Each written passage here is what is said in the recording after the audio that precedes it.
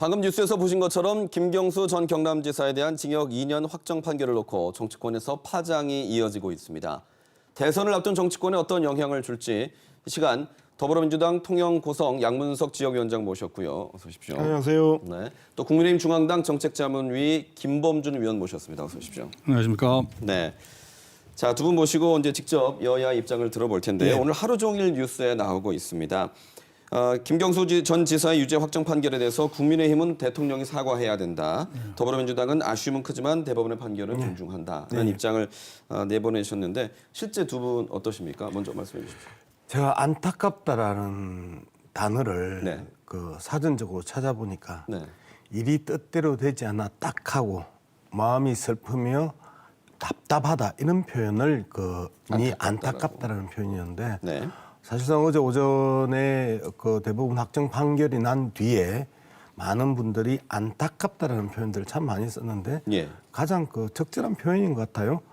그리고 김경수 지사 입장에서는 아주 담대하게 더 이상 법정을 통해서 나의 진실을 해명할 수 있는 방법은 없다. 네. 그리고 온전히 감당하겠다라고 하면서 승복하고 존중하는 모습들을 이제 보였고요. 네. 그럼에도 불구하고 본인 입장에서는 진실에 대한 절반의 밝혀짐 그리고 절반이 덮어짐 이 부분에 대해서 아무리 진실을 멀리 던진다 하더라도 제자리에 돌아오게 된다라고 하면서 이제 국민들과 역사에 이제 맡기는 모습들을 보면서 참 우리 민주당의 큰 아픔이긴 하나 예. 참 담대하게 잘 풀어 나간다 이렇게 생각을 했습니다. 네. 안타까운 사건이었습니다. 네, 안타깝다 말씀해 주셨고요. 김범준 위원님.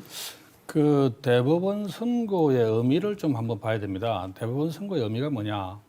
민주주의의 근간인 여론을 조작해서 드루킹 일당과 공모해서 여론을 조작해서 선거에 영향을 미치는 게 죄로 유죄로 인정이 된 부분이거든요.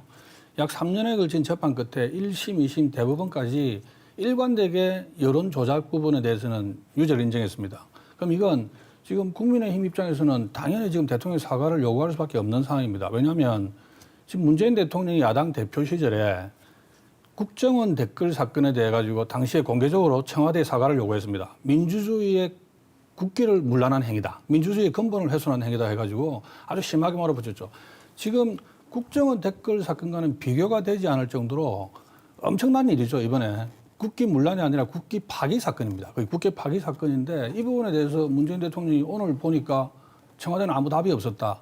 청와대 아무 답이 없어야 되는 상황이 아니죠. 아주 정확하게 대통령께서 이 부분에 대해서 민주주의에 꽂힌 선거의 공정성을 훼손하고 선거의 결과에 당시 아주 첨예하게 대리받은 상황이었거든요. 그 여론 조작이 일어나던 시점이 선거의 결과에 아주 대단히 영향을 아주 기묘하게 미쳤던 행위이기 때문에 결과가 어떻게 나왔을지도 모를 상황입니다. 그러니까 당장 지금 당시에 같이 선거를 했던 안철수 후보나 홍준표 후보 같은 분들은 국민들을 기만하는 행위에서 대통령이 당연히 사과하시고 또 이거 관련해서 대통령과 같이 거의 맨 대통령의 측근으로서 대변인 역할도 하고 비서 역할도 했던 김경수 지사는 당연히 지금 도저히 공백을 초래한 데 대해서 경남 도민들한테 또 사죄를 해야죠. 사과하고 네. 사죄해야 될 문제입니다. 아주 중요한 알겠습니다. 문제죠. 네. 무죄라는 기대와 또 유죄일 것이다라는 우려 속에 어쨌든 결론은 났고요. 네네. 이제 그러면 이 결론으로 인해서 앞으로 미칠 정치권의 영향, 대선 전국에는 어떤 영향이 있을 것이냐 그 얘기를 좀 나눠보고 싶은데요. 뭐 다들 아시는 것처럼 마지막 비서관이다, 친문 적자다, 복심이다 그런 수식어가 붙던 김경수 전 지사의 이 유죄 확정 판결이기 때문에 정치권의 영향이 좀 클 것으로 보입니다. 일단은 김 지사에게 쏠렸던 이 표심이 어디로 갈까 하냐인데 여권으로부터 이탈할 거라고 보십니까?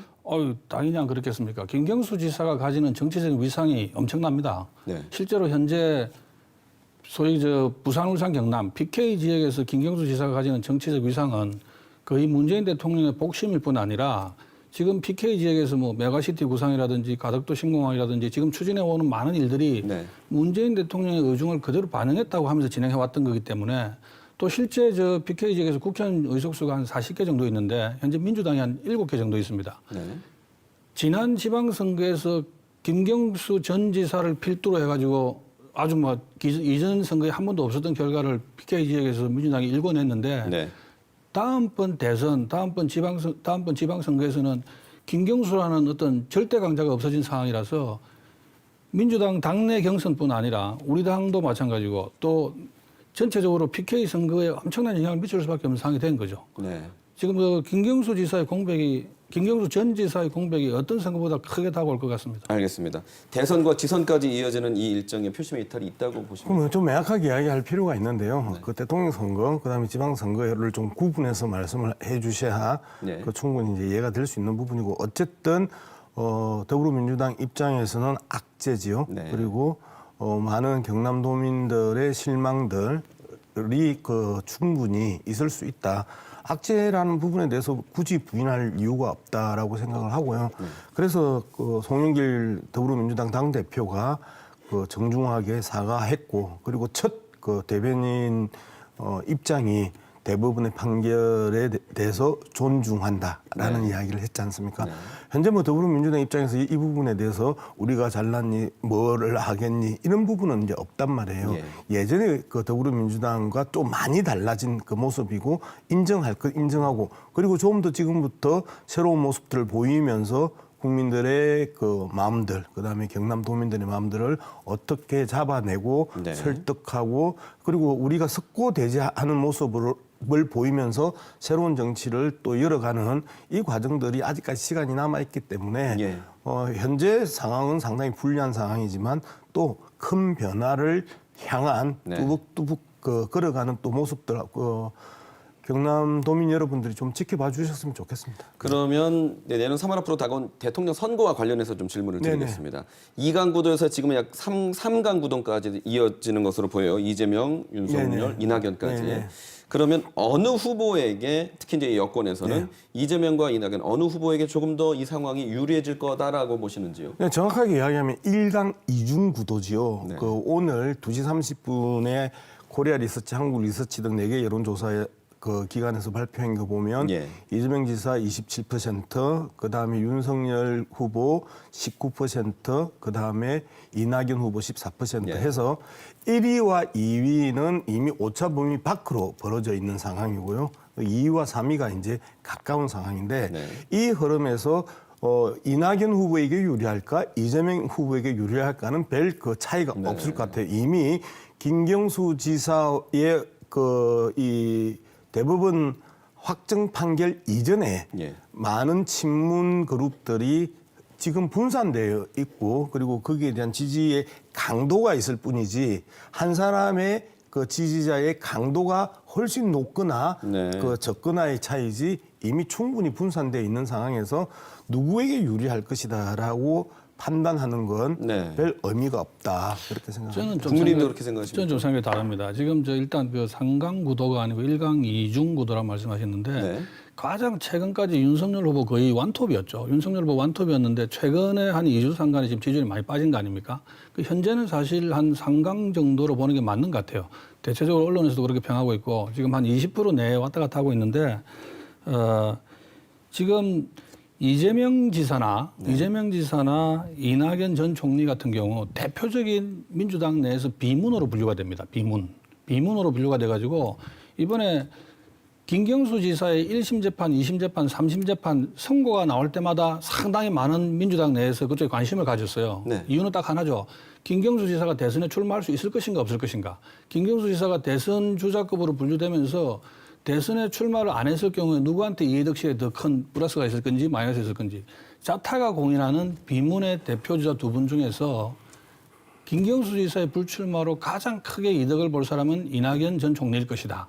이게 대체적인 시각이에요. 왜냐하면 지금 우리 양문석 위원장님은 지금 이재명 지사 쪽에서 지금 제가 일을 하시는 걸로 알고 있는데 지금 실제로 이재명 지사는 민주당 내에 친문 그룹과 어느 정도 거리도 있고 실제로 친문 그룹에서 좋아하는 그런 후보도 아니고 당연히 이낙연 전 총리에 대해서 친문이 자기들이 대체할 만한 주자를 찾지 못할 경우에 선택지는 빤하다 봅니다. 네. 지금 이낙연 전 총리 쪽으로 대거 옮겨갈 것 같아요.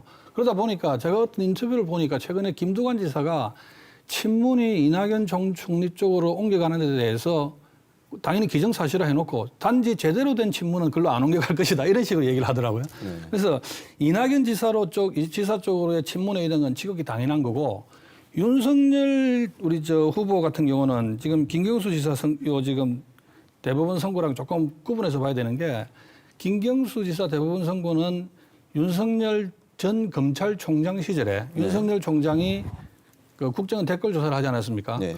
윤석열 후보는 제가 개인적으로 봐도 그렇고 객관적인 평가가 사법권과 관련된 일을 할 때 눈이 가장 빛납니다. 네네. 가장 말씀도 잘하고 논리정연하고 뭔가 알겠습니다. 그래서 국정원 댓글 수사에서 윤석열 후보에 대한 지지도가 올라간 것처럼 이번에도 마찬가지로 김경수 지사 재판과 관련된 네, 윤석열 알겠습니다. 후보에 대해서 당연히 플러스가 있지 네, 않겠나 거기까지 생각하고 듣고 있습니다. 왜냐면 다음 질문 또 있기 때문에 아니 근데 이번에는 요 네. 그 기본적인 토론이기 때문에 상당히 이제 위험한 발언 두 가지를 했단 말이에요. 한 가지는 김경수 지사의 대권 도전이 무산됐다는 표현들을 이제 썼는데 대법원에 나가겠다고 한 사실상 적은 없죠. 무산돼요. 아니 네. 김경수 지사는 계속해서 동남권 메가시티와 맞습니다. 관련해서 네. 계속 이야기하면서 두 번째 지사 재선을 위해서 지사 재선에 노력하겠다라고는 말씀한 대해서 적이 있으니까요. 여러 차례 네. 이야기를 했었어요. 네, 그거는 정리해 주시죠. 팩트에 있어서 문제가 있고 네. 그다음에 뭐 이재명 지사를 친문이 싫어한다. 이 부분에 대해서도 단정적으로 말씀하시는 건 상당히 위험하다. 이미 네. 친문의 그 분화들이 충분히 이루어져 있는 상황인데 친문이 싫어한다라고 그렇게 단정적으로 말씀을 하시면 알겠습니다. 그건 한국에 반론을 대해서 말씀해 아주 주심으로 위험한 인해서 발언이 여기서 그거는 되는 논란을 거예요. 확산시키지는 않겠습니다. 예. 위험한 발언 왜냐하면 이제 시간이 얼마 없기 때문에요. 예. 짧게 하나 말씀드려야 될 게 오늘도 김두관 의원이 추미애 전 대표를 향해서 자살골 혜택이라는 발언을 하면서 네네. 이게 여당 안에서도 내용이 지금 심각해지는 상황이에요. 뭐 네네. 신사협약까지 맺어야 되는 거 아니냐까지는 말이 나오고 있는데 이 경선 끝나고도 원팀이 가능하다고 보시는지 짧게 말씀해 아까 주시죠. 이 그 토론을 하기 직전에 이제 네. 경남에서 6개 캠프의 대표자들이 모여서 원팀 정신을 훼손해서는 안 된다라는 이제 기자회견을 하고 저도 이제 그 기자회견에 참석했다고 예. 봤는데요. 현재 상황에 있어서 그 네거티브 공세를 두 가지 측면으로 봅니다. 그동안 더불어민주당의 당내 경선이 흥행이 될 것이냐 안 될 것이냐를 많이 고민을 했었거든요. 네. 그런데 사실상 이러한 네거티브 공세가 검증의 과정이기 때문에 네. 상당 부분 흥행에 도움이 되고 많은 국민들이 더불어민주당의 그 대표 후보들이 누구인지 이제는 많이 알려졌다는 측면에 있어서는 상당히 긍정적인 부분이고요. 네. 이제 선을 넘는 과정들에 대해서는 앞서 말씀드렸던 것처럼 경남의 6개 캠프의 대표자들이 모여서 선을 넘지 마라라고 네. 강하게 그 지금 압박을 주왕을 향해서 하고 있는 거잖아요. 네. 마찬가지로 전국의 많은 민주당 지지자들이 더 이상의 선을 넘지 말라라고 하는 알겠습니다. 그 압박들을 후보자들에게 네. 하고 있는 과정입니다. 알겠습니다. 30초가 남았는데요. 요거 하나 여쭤볼게요. 지금 야권은 지지율 1위는 윤석열 전 총장인데 예. 국민의힘이 아직 들어오지 않았거든요. 예. 네. 뭐 진중권 교수는 오늘 죽이 되든 밥이 되든 끝까지 갈 것으로 본다라고까지 얘기를 했습니다. 어떻게 보시나요? 30초입니다. 지금 저 윤석열 대표 쪽에서 윤석열 전 총장 쪽에서 계속해서 지금 국민의힘과 일정 거리를 유지하면서 입당을 하고 있지 않지 않습니까? 네. 그런데 지금 그 국민의힘은 이미 경선 준비위원회가 구성이 돼가지고 국민의힘 내부의 일정에 맞춰서 그대로 진행이 될 겁니다. 네. 지금 정권 교체를 바라는 국민들의 열망이 윤석열 개인의 대통령이 되고 안 되고보다 훨씬 커요. 네. 야권의 많은 시각들이 윤석열 후보가 빨리 후보로서 네. 국민의힘에 입당을 해서 국민의힘 내부에서 큰 틀 내에서 어떤 경선 과정을 거쳐서 야권의 후보로 성장하기를 바라는 거지 지금처럼 밖에 있는 게 그닥 본인한테도 이롭지 않고 알겠습니다. 당도 네. 그닥 도움이 되지 않아요. 알겠습니다. 오늘 네. 두 분 말씀 잘 들었습니다. 네.